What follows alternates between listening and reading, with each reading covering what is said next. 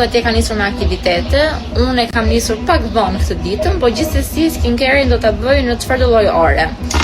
Do i nisim me collagen boostin. Sot dua t'ju flas pak për këtë. Ka një teksturë shumë të lehtë.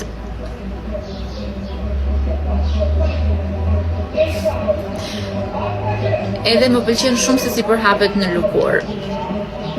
Si? Bu collagen boost, çok güzel.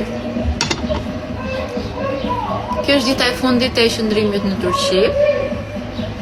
Edhe më duhet të them që nga gjitha ato ëmbëlsira që kam rënë, duke mos i bërë skip skincare-it asnjë lloj dite, fytyra ka arritur që të qëndrojë në një gjendje okay. Se mbi gjitha të sheqer, sa do bëj tjetër kjo e shkreta.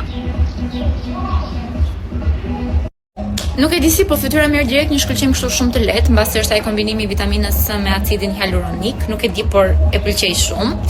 Dhe më shumë se atë, pëlqej hidratuesin e Poldorës, ju tashmë e dini që unë nuk do t'i ndahem kurrë. Ma hidraton lëkurën shumë mirë.